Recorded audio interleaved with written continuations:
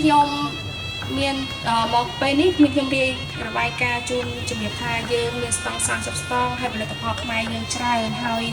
អ្វីដែលត្រេកអរហើយរំភើបមែនតើឃើញប្រជាជនមករួមគ្នាចាជួយទិញជួយគ្រប់គ្រងហើយបច្ចុប្បន្ននេះហើយប្រហែលថ្ងៃនេះបងប្អូនដឹងហើយថាយើងមានចំនួនខាងព្រំដែនអញ្ចឹងអ្វីដែលយើងអាចជួយលើកទឹកចិត្តដល់បងវរៈកងទ័ពបានរឹងមាំត្រូវតែស្មារតីរួបរวมគ្នាលើកស្ទួយផលិតផលខ្មែររបស់យើងសូមគោរពដល់អាដាមលោកជំទាវលោកស្រីអ្នកនាងកញ្ញាដែលមានវត្តមានរបស់នេះពិសេសអាជីវករម្ចាស់សហគ្រាសដែលបានចូលរួមតាំងផលិតផល KPE គឺយើងផ្ដោតទៅលើទស្សនវិស័យមួយដែលចម្បងគឺយើងផ្ដល់កិច្ចការភាពទៅដល់ផលិតផលខ្មែរតាមរយៈជំរុញការនាំចេញផលិតផលក្នុងស្រុកខ្ញុំបានឈ្មោះកិតឈឿនជាអគ្គនាយកក្រុមហ៊ុនចម្រើនសម្បត្តិ Construction Co Ltd ជាម្ចាស់ផ្សារ KC ផ្សារ KC នេះចាប់ផ្ដើមបុកគ្រឹះនៅថ្ងៃទី8 ខែ 1 ឆ្នាំ 2016 ទោះបីជាក្នុងស្ថានភាពបែបណាក៏ដោយផ្សារ KC នៅតែគ្រប់គ្រងនិងបម្រើ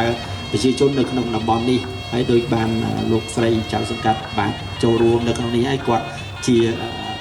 ចៅសង្កាត់រងប៉ុន្តែកាលមុនគាត់ជាចៅសង្កាត់នៅទីនេះផងដែរហើយនឹងលោករ៉ាបាទឡុងណារ៉ាគាត់ជាចៅសង្កាត់រងមកដែរគឺបានជួយគ្រប់គ្រងក្នុងការអភិវឌ្ឍតំបន់នេះជាខ្លាំង Good evening, Excellencies, Omnia, Chumkil, our honored guests, and our amazing vendor. Firstly, I would like to congratulate the event team for putting this up together, and also the KC team for for a short term making this an event that we are dreaming about. So, Chairman and I have been thinking about doing this for a while because we feel that in this area. We need something to liven up and bring up a lot more traffic and also to showcase Khmer product. ក្នុងថ្ងៃនេះដែរនាងខ្ញុំចៅសង្កាត់រងទី1តំណាងឲ្យលោកពូសិង្ហចៅសង្កាត់កកាទី2ក៏ដូចជារដ្ឋបាលសង្កាត់កកាទី2ទាំងមូលព្រមទាំងបងប្អូនប្រជាពលរដ្ឋទាំងអស់នៅក្នុងសង្កាត់កកាទី2សូមគោរពអរគុណដល់គណៈគ្រប់គ្រងកម្មវិធីក៏ដូចជាលោកអគ្គនាយកដែលបានអញ្ជើញនាងខ្ញុំចូលរួមជាគណៈធិបតីកម្មវិធីនេះដែរគឺយើងធ្វើឡើងដើម្បី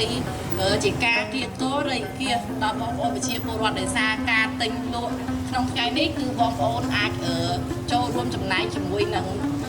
កម្មវិធីដើម្បីយកថវិកាហ្នឹងទៅជួយដល់ជនភៀសក៏ដូចជាវរៈកងទ័ពនាងខ្ញុំសូមប្រកាសបើកកម្មវិធីចាប់ពីពេលនេះតទៅចាសូមអរគុណ